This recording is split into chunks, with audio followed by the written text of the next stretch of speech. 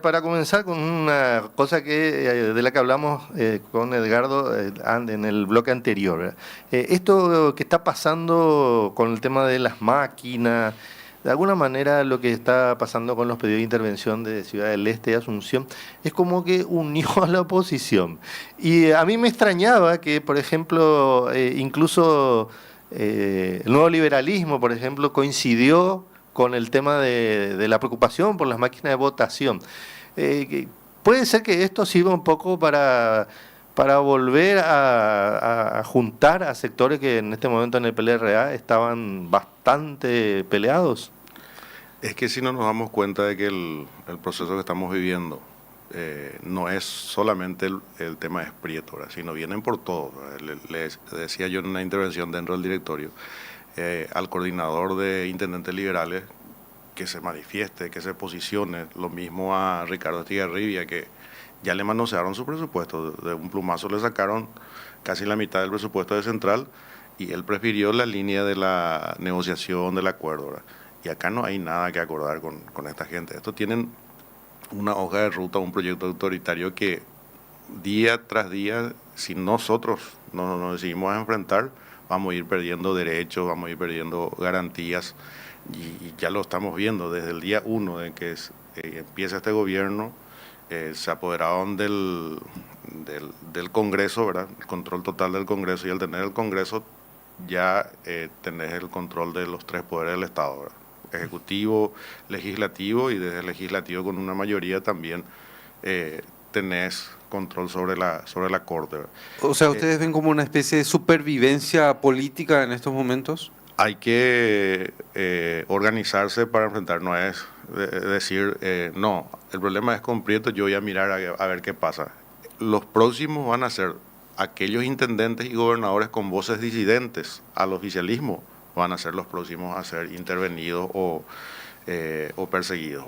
Ahora, senador, justamente de eso que habla, la oposición fue perdiendo terreno aceleradamente en estos últimos años y se perdieron algunas cuestiones que en los primeros años de democracia se habían establecido como básicas. El tema del equilibrio. En este momento no existe equilibrio. No. Por ejemplo, vos recordás que en algún momento era un acuerdo tácito que la Contraloría siempre iba a estar en manos de la oposición. Y justamente con este Contralor se rompió ese equilibrio.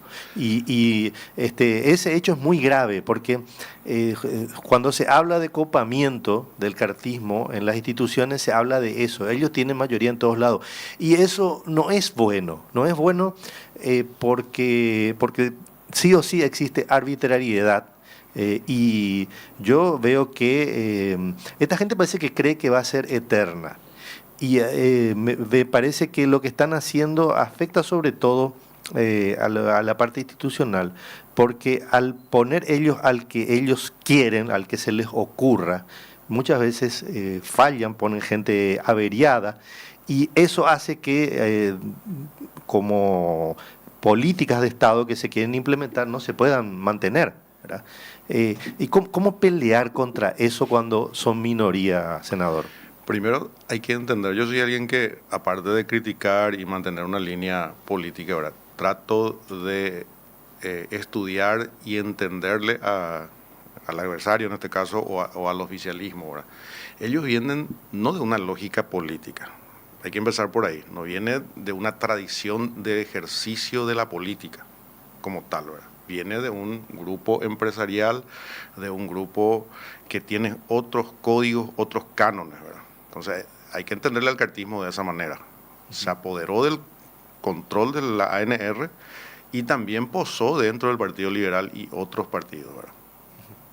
Y entonces eso hay que entender hay que clarificar eso, ¿verdad? Por eso desde que no existen esos códigos que hablaba Marco, de que hay espacios que deberían corresponder a la oposición, ¿verdad? Por ejemplo, la Contraloría, ¿verdad? Entonces un partido que está en el en el gobierno, representantes de otros partidos estarían en la Contraloría, en la Defensa Pública, el Ministerio de la Defensa Pública, otro espacio que perdió también la oposición. En la justicia electoral también tuvieron un avance importante. cuando nace la justicia electoral, se establece que los miembros de los tribunales tienen que ser uno del Partido Colorado, otro liberal y otro del tercer espacio. Medianamente se mantiene eso en el Tribunal Superior, pero si uno revisa las renovaciones en los tribunales electorales de las circunscripciones departamentales a través del Consejo de la Magistratura, prepararon ternas absolutamente coloradas, teniendo entonces ya en los tribunales, como el caso de Ñembucú, los 3 son colorados. En Guairá también el cupo o el espacio que le correspondía a la oposición impusieron un colorado. Y todas las vacancias que se van a ir generando, ellos van a presionar, a ellos no les importa ese principio de control recíproco que hay en la ley electoral, donde necesitamos, ¿verdad? O si no, ellos mismos van a organizar las elecciones, ¿verdad? Ellos en ese plan están. Y a ellos no les importa cercenar derechos, como el caso de los paraguayos en el extranjero. Están modificando todas las leyes electorales a su medida, diciendo, bueno, siempre perdemos en el extranjero, vamos a eliminar la inscripción automática. Lo hicieron. La ley de la concertación es una posibilidad, ya que no existe balotaje, de que se pueda elegir antes un candidato único para enfrentarle a ese grupo. Vamos a mutilar la ley de la concertación. Entonces, tienen ellos un plan. Nosotros lo que tenemos que hacer es entender eso, organizarnos con la gente y explicarle a la gente. No es solamente prepararnos ya de manera anticipada al 2028, porque eso también es una distracción de estos estrategas. ¿Qué hicieron? El año pasado en Ñembucú lanzaron un candidato a presidente de la República 2028, 4 años antes, ¿verdad?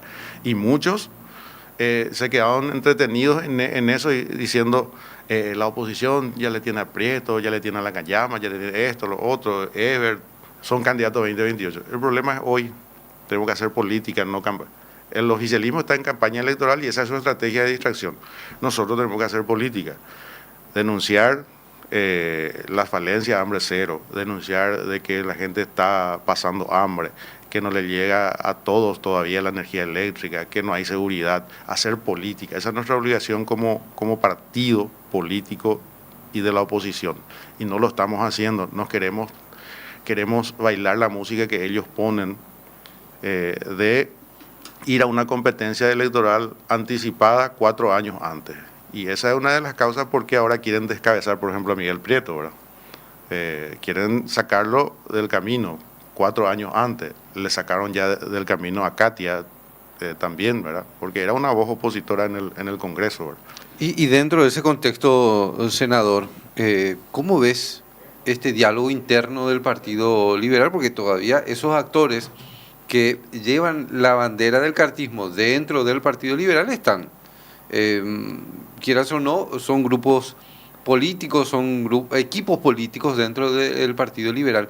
¿Cuál es el diálogo con ellos? Porque no solamente hay un discurso para afuera, para el electorado de afuera, sino para el electorado de adentro, que se ven cara a cara, se ven frente a frente en el directorio, por ejemplo.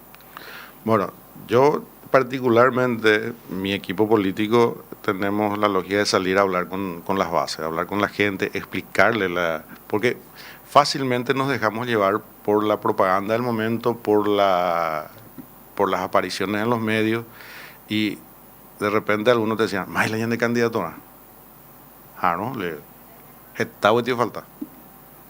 Nosotros lanzar un candidato hoy es lanzarle a que tenga problemas judicial, a que sea perseguido, o incluso, se vieron en otros países, a que sea liquidado, porque representa una amenaza. Nosotros tenemos que construir proyecto político, hablar con la gente, entender qué es la política y para qué estamos desarrollando ese proyecto político.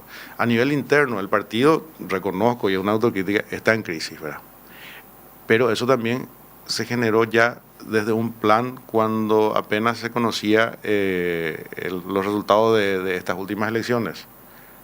Con gente del oficialismo actual atropellaron el Partido Liberal para sacarle a un presidente legítimo, que Efraín seguía siendo el presidente del PLRA, y el actual, que Fleitas, se formó parte de ese atropello.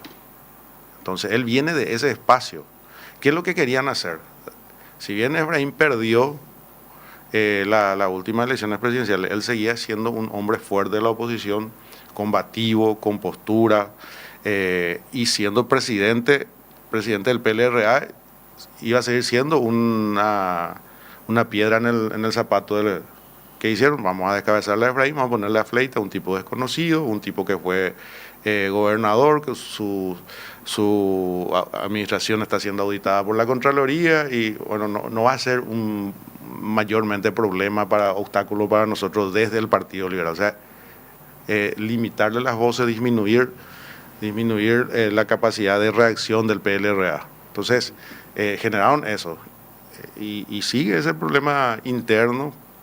Hoy día hay una cuestión que está siendo denunciado, que yo estoy siguiendo muy de cerca, porque hay varias personas que merecen mi respeto en esa comisión que está investigando, como el caso de la señora Blanca Lila, que es miembro del Consejo Rector del JCP, por ejemplo, ¿verdad? Que es el encargado de las capacitaciones en el partido, y ella, junto a otras miembros del directorio, estaban haciendo un seguimiento al uso del dinero, ¿verdad? Y si nosotros nos presentamos como opción de cambio, tenemos que ser no solo excelentes, brillantes en la gestión, tanto del partido como en la gestión pública. Por eso yo siempre le insisto a los intendentes, tienen que brillar, los gobernadores tienen que ser excelentes, porque esa va a ser nuestra mejor propaganda para la gente, para pelear por algo mayor, ¿verdad? ¿Qué es lo que dice Prieto? La manera de gobernar de Yo Creo, dice, ¿verdad? Él sale y vende esa imagen, ¿verdad? Entonces los intendentes, los gobernadores del Partido Liberal también tienen que ser excelentes gestores, para que la gente diga, cuando un liberal está en el gobierno es diferente, las políticas públicas llegan, tenemos la apertura de las instituciones, ¿verdad? Pero lastimosamente, como una autocrítica, hace un buen tiempo dejamos de hacer política y solo hacemos electoralismo, y entonces la gente se confunde a última hora y dice, vamos a votar nomás, ya le conocemos, ¿verdad? Claro, no tiene esa identidad al partido.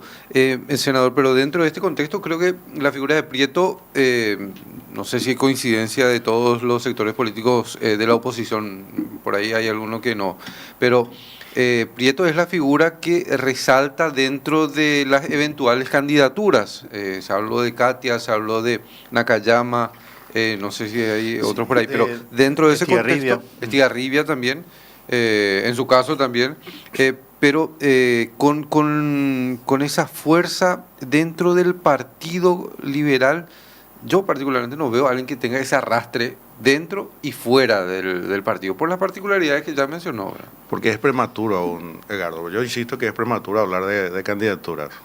Yo prefiero organizar un equipo fuerte, una estructura, robustecer, hacer entender de qué es la política, qué proyectos tenemos, ¿verdad? Y no jugar figuras. Si nosotros nos jugábamos todo ya detrás de Prieto 3 años antes, y lo sacan, lo hacen desaparecer, nos quedamos sin proyecto.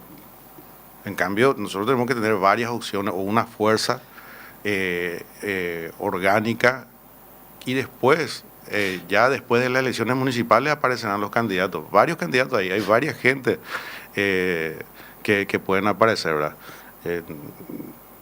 Estamos mucha gente dentro del Partido Colorado que ven a figuras dentro de la interna liberal, ¿verdad? Hay gente que están viendo, es candidato inclusive, que si no ven una organización, si no ven una hoja de ruta, prefieren mantenerse en el anonimato, ¿verdad? Ahora, dijiste que a Prieto lo pueden hacer desaparecer. ¿Lo van a hacer desaparecer, te parece? Yo creo que tienen ellos una hoja de ruta, por lo menos creo que lo van a atropellar hasta sacarlo del municipio, ¿verdad? ¿Y dentro de tu sector político analizaron esa eventual situación? Nosotros nos posicionamos en defensa y condenamos la instrumentalización de las instituciones para perseguir las voces disidentes. Pero más allá de eso, ¿qué se puede hacer? No se pudo hacer nada con Katia. Se la expulsó, se la sacó, se le recurre a la Corte no responde porque responde al cartismo. Acá va a pasar eso, van a tener que resignarse si lo sacan a Prieto. No, tenemos que organizarnos y establecer una hoja de ruta, ¿verdad? organizar, hablar,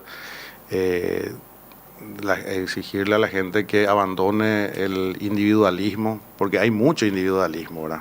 Porque uno aparece en 2, 3 titulares como posible presidenciable, ya se cree la historia y ya no aterriza, ¿verdad? Entonces necesitamos mucha madurez política, mucho renunciamiento, entender de que estamos frente a un proyecto autoritario.